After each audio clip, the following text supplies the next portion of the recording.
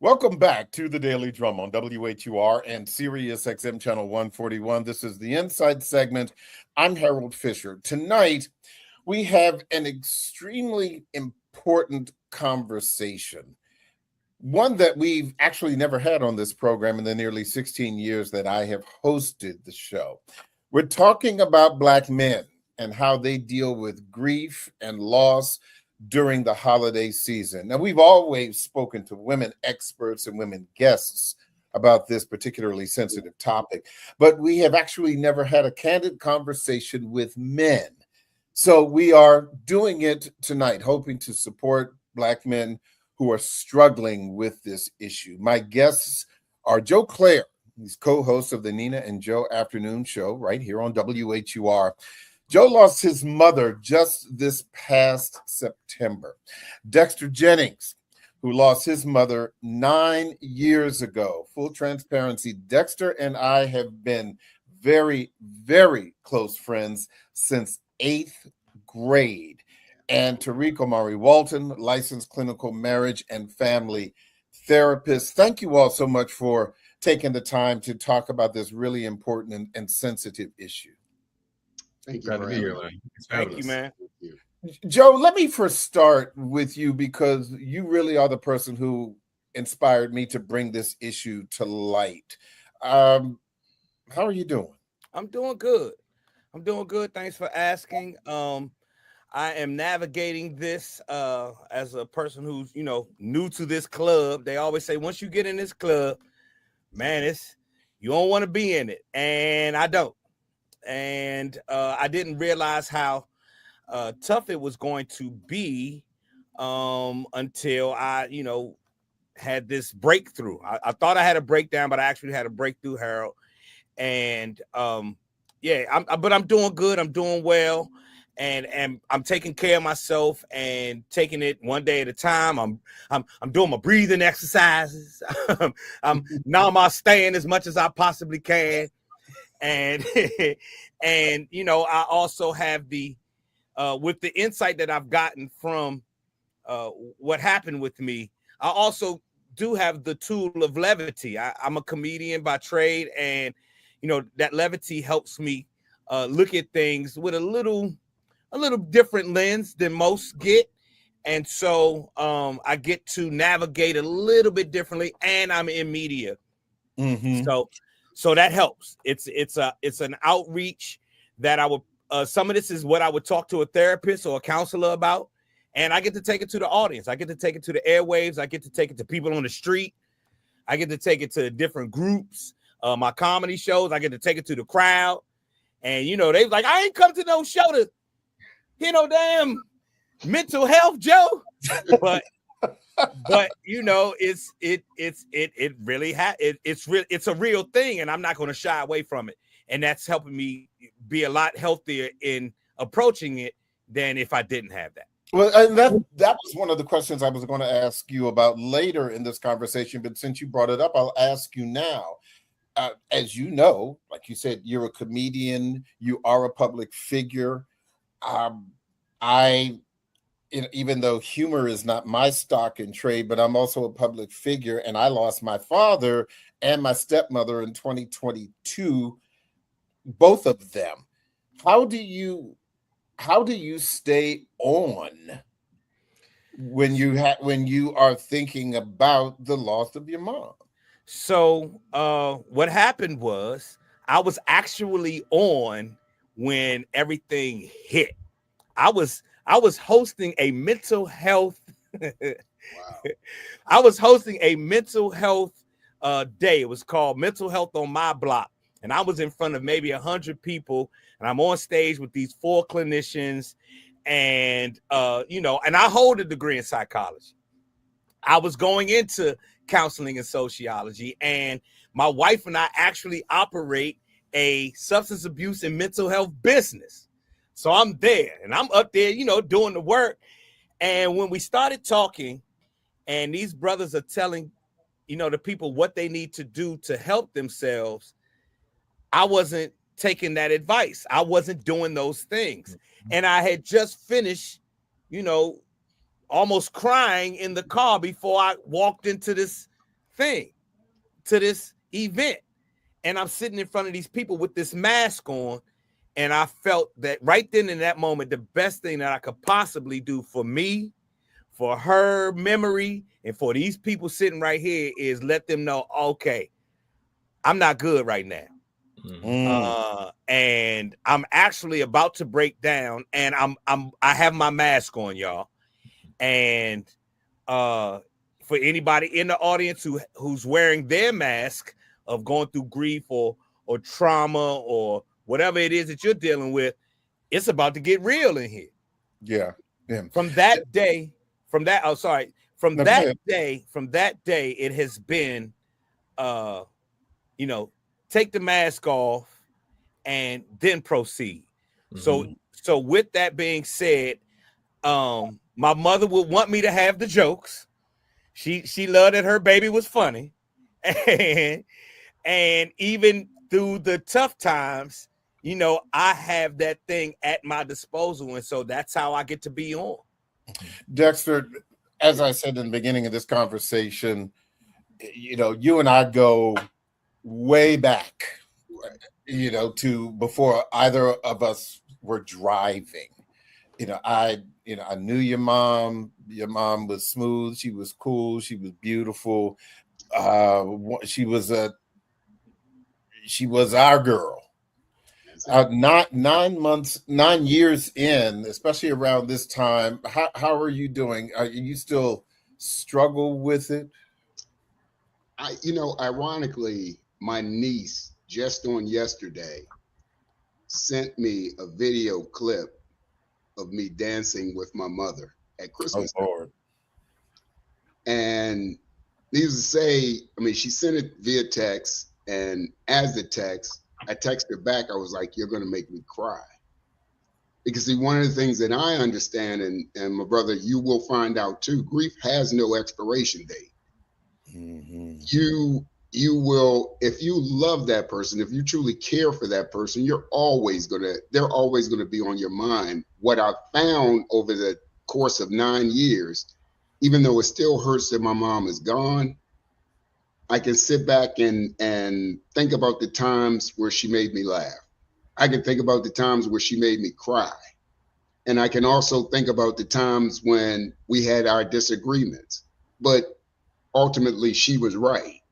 So all of those times as I reflect on our relationship, and Harold, you know exactly what my mother meant to me. I'd call her before I'd call anyone. And it's just one of those things that you never stop grieving that love that you had for that person. But your hope is in the fact that I'll see them again one day.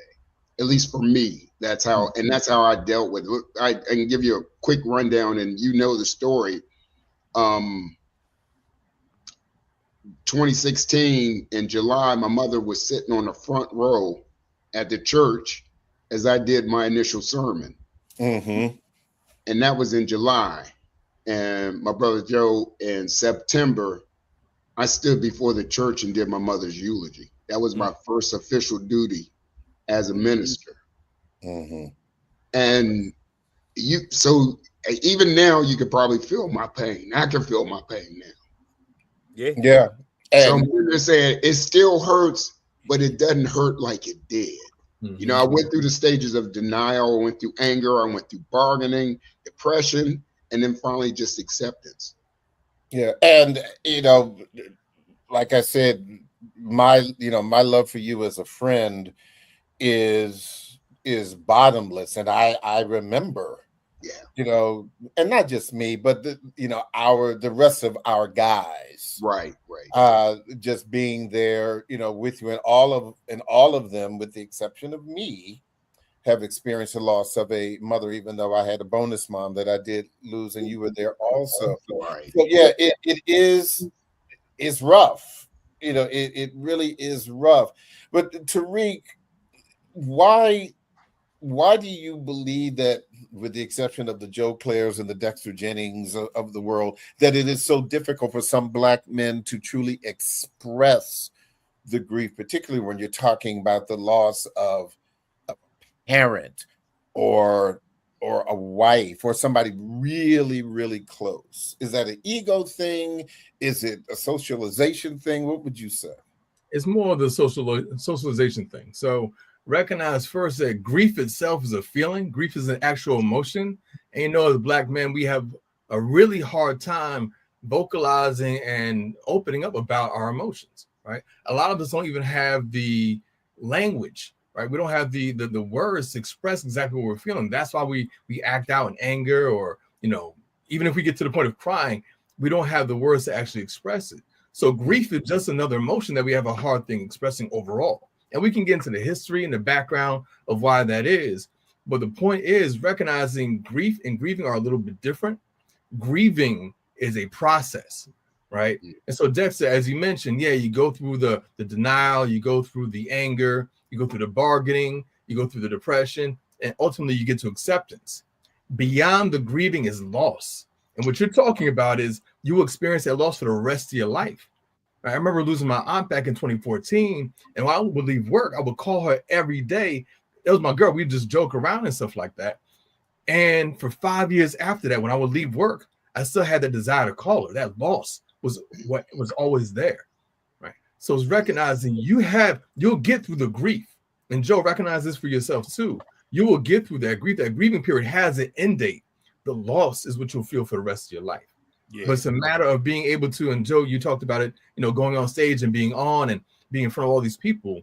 There has to be a time where you don't have to be on. There has to be a time where you don't have to wear a mask. That's when you come to therapy. That's when you sit down with somebody like me and we have a conversation where you can be your most authentic self. You don't have to wear a mask when you're in session. You have that opportunity to be open and in a safe space to share and be vulnerable. That's essential for you. But a lot of us as Black men, we don't have that safe space. And again, we can get deeper into that conversation. Mm-hmm. But the idea is... Hold on. I hate to do this on the Daily Drum, but I need a therapist. Brother, let's talk then. That's easy enough. I hate to do this on your show, Harold, but look at here. Harold be okay. Harold be right on. He'll be all right. But he encourages it. Part of the thing that I would like to show the brothers is how you actually find a therapist. I have a lot of people who are looking for me now as I go through this process openly and in front of everyone. So, boom, I'm starting with you. Boom. I just found my new therapist, at least my first one. let me look, Joe. I'm here for you, brother. I'm here for you. And anyone, out there, and people who listen to the show with some sense of regularity know that, Tariq Amari Walton, he is, he's a wonderful person. He's a person of good humor, but he is also eminently qualified. And as wow. I'm just that man because he's a friend. We've had these conversations about a myriad of things, particularly as it relates to family, and marriage. Mm-hmm. But for all things, and so I don't do endorsements, but you have to call a spade a spade. And Black male therapists are very, very difficult to find. We've had a handful on this show because there are only, honestly, a handful of them out there. And so, for those of you who may be interested, his contact information will be posted on WHUR.com tonight after 7:00. So if you need to reach out to Tariq, I highly recommend him. He's a wonderful, wonderful person. And suffice it to say, he's got a history of dealing with Black men and all kinds of issues, particularly with therapy. I know years ago he was doing this barbershop therapy thing that was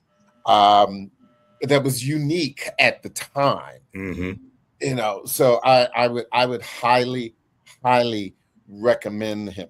Listen, I don't want to text me the number now. Text me the number now. I'll Joe. I'll get it to you. Listen, I've got to take a break. Cool.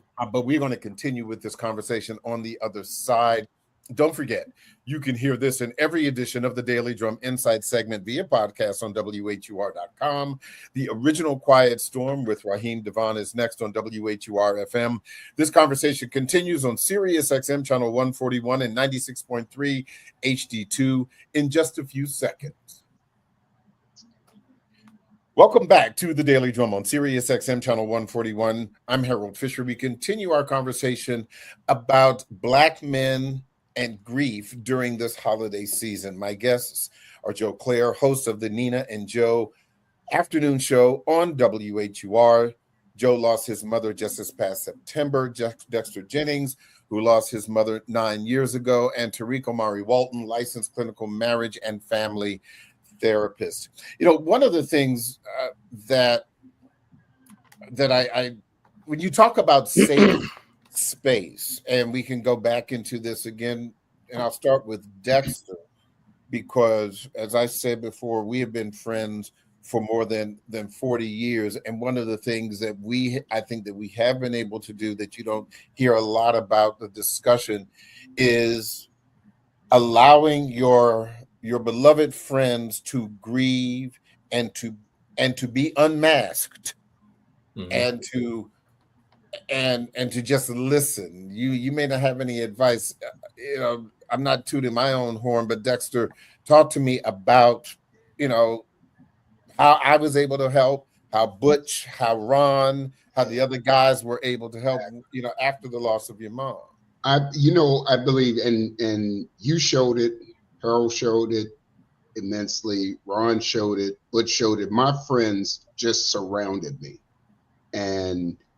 and helping me deal with the grief. They made sure that I didn't sit, that I just didn't mope. I never got to a point of just complete depression over it. The acceptance for me, and I have to say this, and you take it how you want to say it. The acceptance for me was the foundation that I have in Christ.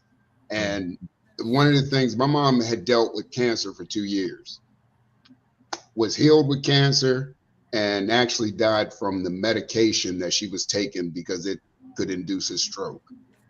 And that's, so that's how I lost my mom after that battle with cancer. But in my multitude of prayers and knowing that she was healed now was where my solace came in. But my friends, as I said, Harold took me out.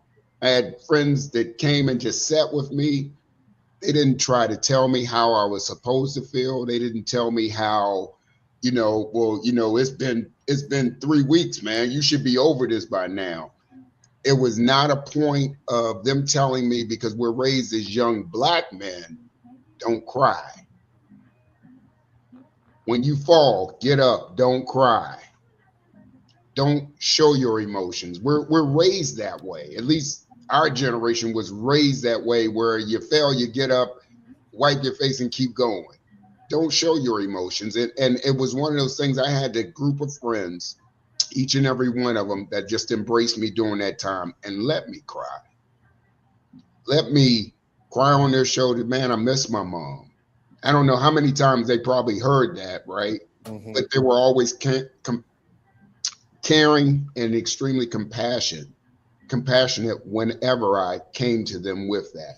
Mm-hmm. They let me be me. I had a pastor who sit there and told me, and this really resonated with me, because he said, it's all right not to be all right. Mm-hmm. And it's just that plain and simple. And I know that's actually a title of a book, but when you really get right down to it, and as you were saying, Tariq, let your emotions be. Let you be you. Take the mask off. Mm-hmm. Take the mask off. Let people know you're hurting. I let each and every one of my friends, and Ron and Butch and Harold, let them know that I was hurting. And almost didn't have to let them know. No. I didn't have to because they knew. Right. Yeah. And to have that core relationship as I had with my friends, that was really a way for me to kind of go forward. That was really the way for me to look at pictures of my mom, even to look at that video. I didn't cry, but to look at that video and just put a big smile on my face. Yeah. But that's what was essential, man, because you had that safe space. You have Right. friends there that created that safe space for you. And a lot of us don't have a safe space, whether it's at home with our spouse, whether it's with some of our friends, with our family. We don't have that safe space. And that's essential, especially for you to start your healing process. And when we talk about having that safe space, Harold, I have a feeling you're probably going to go here, but to have that safe space, first you need that patience. Like you said, your friends weren't rushing you through the process. They knew you needed a time to grieve. They knew that you needed time to grow through it, right? So you need that patience. You need grace. You need empathy, which means being able to stand in someone's shoes and understand their perspective from their perspective, right? Exactly. And finally, you got to have that compassion. You mentioned that, right? Compassion is being able to demonstrate that care without judgment. So those 4 factors, those 4 values are what make a safe space for somebody. If you're absent any of those things, you're not going to be able to open up. You're not going to be able to grieve in front of people. It becomes a silent practice for you. But you need that space to be able to open up. That's it. You heard that, Joe, right? You heard it. Yeah. But I needed to add something to this discussion. Because of who my mother was, I have to add something else to this discussion. I think I'm the top of a generation of people who, in our house, she taught you need to go ahead and cry. My mother was a very forward-thinking woman, who, I was born in 69, so we talking 70s and 80s. She was into what everybody is catching up to now. So mental health and mindfulness and daily meditative practice and all of those kinds of things. Man, we were vegetarians. It's starting in like 79 and living in Seat Pleasant. So you exactly. Let's start to do the math. You understand? I had that kind of mother who, and some people who are listening to this program already know my mother was a writer and author. She was a writer whose books took her around the world. We had untraditional practices in our home when it came to spirituality versus religion, when it came to popularity versus what's popular versus what's good for you. So I grew up on making the decisions of, okay, I know you like to watch these cartoons, but is that what's going to be good for you? Should you be watching public television? And she would give that to me. And the reason the streets didn't take me was because she made my life my responsibility when I was a young boy. I was a young man, and she was like, this is your responsibility. Even when I had one of those slip-ups that we all have with a young lady when we was young. I don't know what you're talking about. Exactly. It was the way that she showed up was, I initially went to, well, we got to get this taken care of. She said, did you talk to the girl yet? Have you asked her if that's what she wants? Have you had that discussion? You just over here making these decisions for yourself because you scared. Right. I'm going to need you to stand in this and blah, blah, blah. And I don't have any money for you. So what are you going to do? What are you going to do? This is who raised me. This isn't somebody who I knew down the street. I got it from the source. Yeah, she was getting it from the source. She had changed her life sort of around when her and my dad split. And there was, we could delve into that another day, but there was the traditional versus what was emerging as a new consciousness. Right. And that new consciousness that she would bring back to brothers and sisters. With that being said, this process, yes, I'm going to go to therapy. I am going to go get a counselor. I am, taking my mask off, but I also am not afraid to cry. There you go. I never have been. Yeah. You can ask some of my friends, they watch me cry over women. Brother, I cry in commercials. What are you talking about? Right, exactly. I'm here. Wow. And if anybody knows any of my history, I sat there and navigated the East Coast, West Coast beef, and I got the last interview for Biggie, and then 3 days later he died. But he was a friend, and I had a healthy way of dealing with. Let me put it to y'all this way: I have had a very, very healthy way of dealing with the ups and downs of being a black man since I was 7 or 8 years old. So listen, I'm sorry, Harold. No, that's all right. So that really dovetails into my next question for Tariq, because you, Joe, just made a comment that really hits home for me. Tariq, is there a healthy way to prepare for inevitable loss? I know we have sudden loss because the streets are crazy. People, family members lose. The best families living in the best communities, unfortunately, lose young people to violence, car accidents, unexpected illness. We know that those sudden things no one can prepare for. But when we're talking about, in the case of, Dexter's mom, my father, my stepmother, they were ill, and they were older. Is there a way to prepare for the inevitable loss? I think it goes back to something Joe was saying. It's a lifetime process, right? Having a healthy understanding of what life and death is, that can help you in how you grieve later on. So you already have to have some of that already instilled in you. If you're someone who, let's say, has a lot of false hope and thinks that things are just going to work themselves out all the time, yeah, you're going to struggle with it. But when you understand that you don't have control over how things turn out, then you can actually grieve a little bit better. You get to a place of acceptance a little bit easier because of the state of mind you're already in. But the other point that you're making, when you have someone who has been suffering and going through a long illness, you have the chance to better prepare for that inevitability. Joe, I'm not sure about for you, but was your mother's, if you don't mind sharing, was your mother's loss sudden or was it a longer illness? She had been ill, and this is what she said when she was, fellas, check this out. My dad passes away from a heart attack, right? And we are and my parents have been split for 40 plus years. We're at his funeral when my mother says, I have to go to the hospital because my back is not,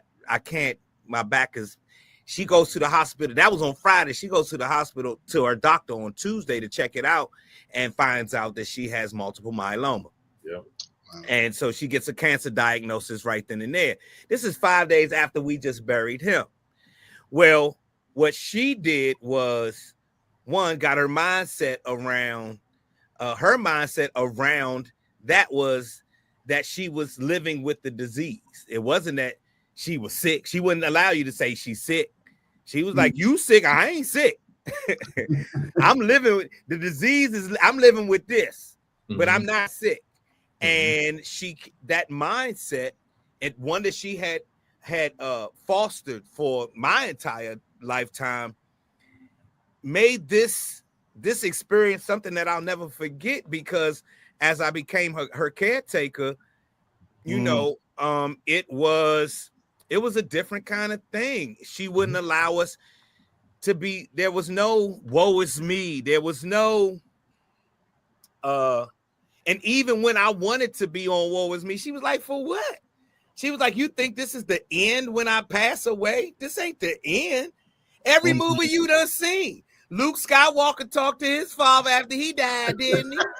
Black Panther talked to his father after he died, didn't he? And Jesus been telling us forever, it's going to be every song you know from the churches is an afterlife. What are you around here crying about? What are you, why would you even wear that, Joey? Joey, when you come over, why are you wearing? She wouldn't allow that to manifest for her or for me. And it gave me, and I know it sounds ill or crazy while we listening to it, man. It gave me this whole other perspective So much so I was in the room when my mother passed. I was right there with her. I was the last one there with her. And at that moment, I didn't feel like crying. I was mad.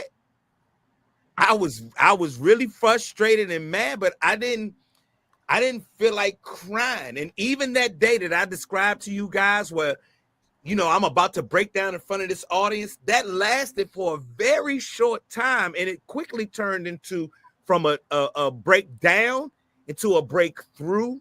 I mean, like that, because I started remembering who it was and what I had been given and what is actually going on. And so to Harold's point, and Tariq, I'm not trying to, you know, I'm no clinician. I do have a psych degree, but Close. You know, there is something that she gave me starting 50 plus years ago that I would like to be able to give to the Black community as much as I possibly can before I leave the planet, that I think is key. I hear it when I hear good therapists. I hear it when I hear good counselors. I see it when I see forward-thinking pastors, leaders, and those kinds of people. They're manifesting universal truths that cannot be watered down or washed away simply because conditions have changed. So go ahead, quick. What is it? Because I've got some other issues I want to touch on. Well, I mean, it really is. You already know the answer. If you're gonna sit there and say, you know, I can't wait to get to the other side, well, how come it ain't good when the other person go to the other side? You know, I'm gone to the other side. Now you gonna cry for me now? I finally got the glory. What you crying for? It's how she approached it and how my dad approached it. So for me, my logic is, you know what? I really am going to lean into she's finished suffering, and she might be even better off than we are.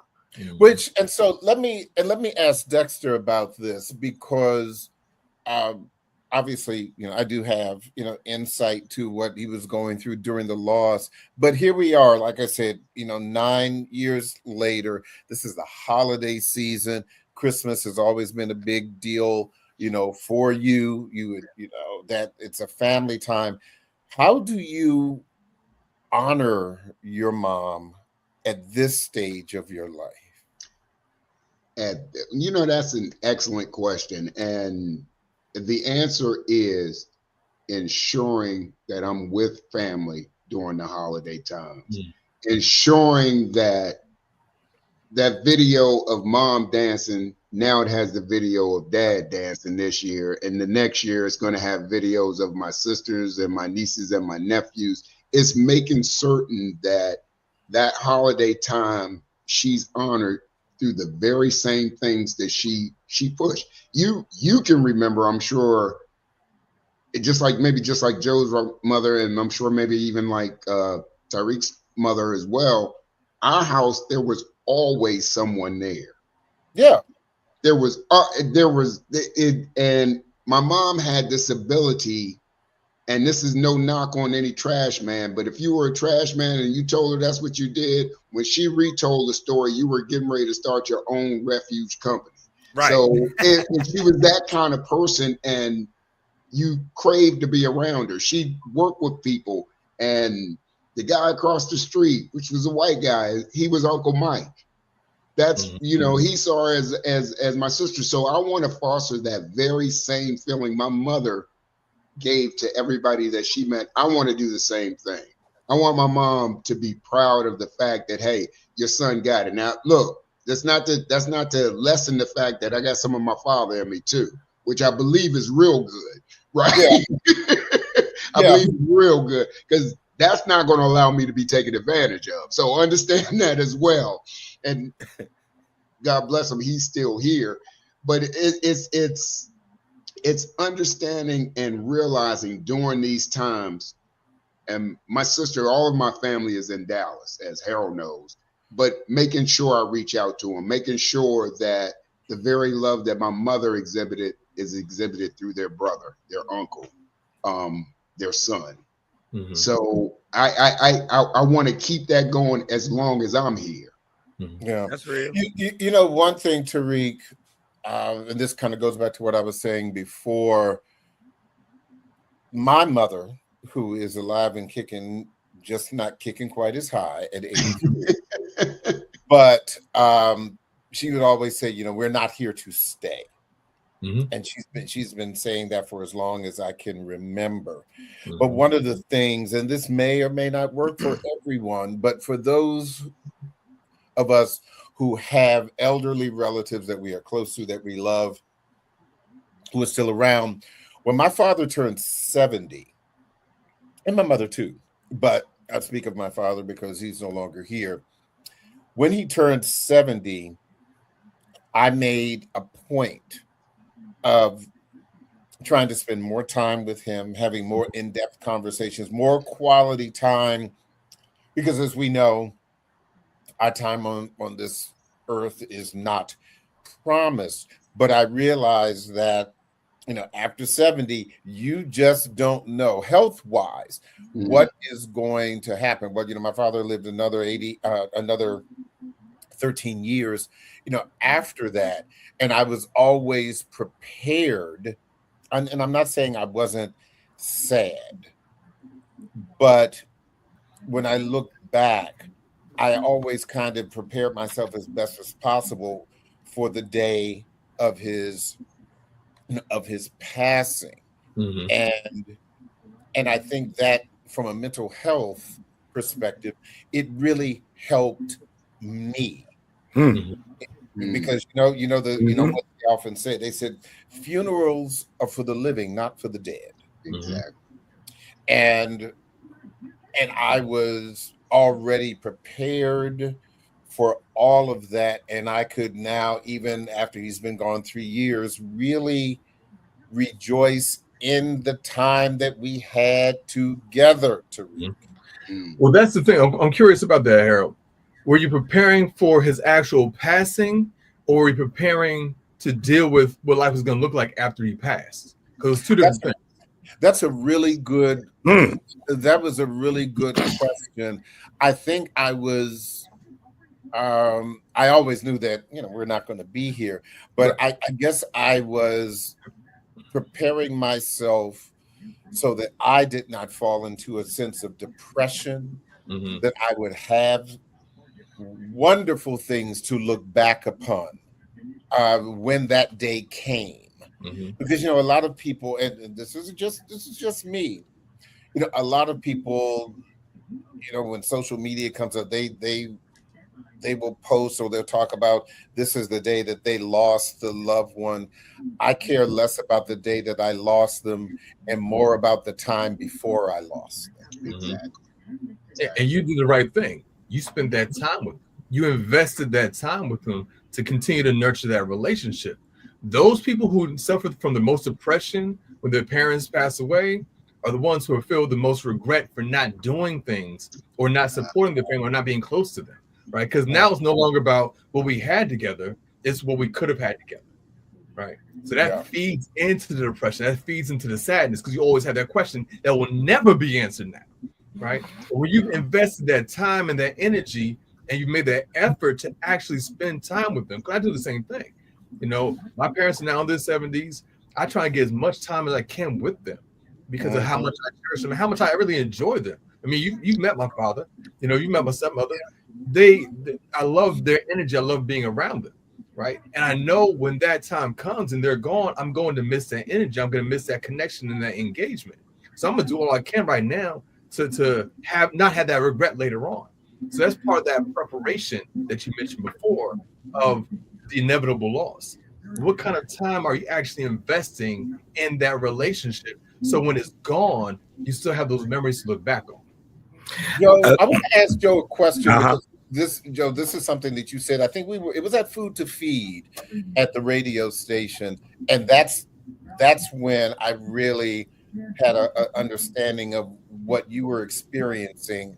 And I was struck by this, you know, with your mother being the matriarch, but after she passed away, all of a sudden your position in the family changed how do you, and this is important not for the Joe Claires, but for anybody listening, because if you've been depending on a parent or a relative for so much, emotionally or otherwise, when that person is gone, and now a lot of stuff falls on you that you weren't even expecting. Talk to me about that, Joe. I'll say this. I can step into this position confidently because of who she was and who both of them were, actually, who my dad and my mom were. My dad was no slouch either. And, the two of them sort of prepared us for this. My mom actually laid out for I want to say the last 3 years of her life. She laid out what was going to happen when she was gone. So I've already made all those arrangements. Let's not talk about that. It'll be there when I'm gone. All right. So let's just today, can we just walk to the cathedral? She would walk up she moved. Let me say this. After we moved from Seat Pleasant, she moved up to the top of Mass in Wisconsin. Okay. Yes, up there. Okay. Yes. She lived, so she would walk to the cathedral every day, and that's where she spent her afternoons. And so instead of worrying about what was going to happen next, or Mom, what you going to do when you're gone, I knew that was taken care of, and I could put on my big boy hat and say, hey, that's done, and I don't have to assign sadness or trauma or depression or anything to that inevitability. I don't have to assign a bad emotion to it. I know it's coming. She knows it's coming. And if she's the one who's walking this walk, it almost came to, what business is it of mine to be sad if she not sad? Right? With my dad. Joe, check it out, though. I'm sorry, Joe, but check this out, though. The thing happens when they're accepting their own fate, but you're going to be around after they're gone. So you actually start the grieving process while they're on their decline. Right. Now, so you have the right to continue to feel the way that you do, not step on their process, but to actually recognize that you have your own. Yes, indeed. And I think that's why, I was able to share with Harold at Food to Feed. I had an event this past Sunday called the Good Grief Gathering for people who were grieving during the holidays. And I just handed out resources. We let people come up and share. And I used Charlie Brown's Good Grief, since Charlie Brown is associated with the holidays. And, that was my sort of grieving part. But I have to give you guys a thing about my dad, in that he was not like my mom. My dad passed, and he smoked weed and drinks every day. He didn't. My mother ate healthy and took walks and had all her stuff laid out and all that. He had his savings, he had his will, and then he was like, weed is legal? Oh, bring it on. And I want to drink. And I would ask him, I'm like, Pop, come on, man, you eat bacon every morning, you drink bacon, this what you gonna do? He's like, listen, man, I have lived the black man's experience in this country since I was a little boy growing up in Fort Lauderdale, Florida. I was a sharecropper. I got myself through college. I turned you kids into what you were supposed to be. And I own property here in Washington, D.C. and all this other stuff. Oh, this is how I'm going out. and the thing was, I was like, if you said that in any other circumstance, the pastor's going to have judgment on it. The therapist is going to have judgment on it. The law is going to have, and my mother would have judgment on it, all of that. But this was his life. This was his understanding. And through that, I was able to, understand, okay, this is definitely inevitable. Yeah. Oh, I see it coming. But I only have a minute left. Oh, sorry. No, that's all right. And you got to go to work. Yeah, I do. Tariq, in 30 seconds, what would you recommend to black men who are struggling with grieving right now and are having a hard time talking about it? Real quick piece of advice for them. Find your safe space. Find your safe space. Find your community. Find your people. find a therapist, find someone you can sit down and open up to. You don't have to do this by yourself. Do not isolate. That's the worst thing you can do. But find the people that you can actually share and be open and vulnerable with in order to get through this holiday season and on beyond much healthier. I want to thank all of you, Dexter Jennings, my boy, Joe Claire, my frat brother, co-worker, and the best daggone therapist on the planet, Tariq Omari Walton. Thank you all so much. Thank you, Harold. To share this important conversation, and it doesn't end here, but I appreciate it. Thank you, brother. That is the Daily Drum for this Friday, December 19th. I'm Harold Fisher. Good night.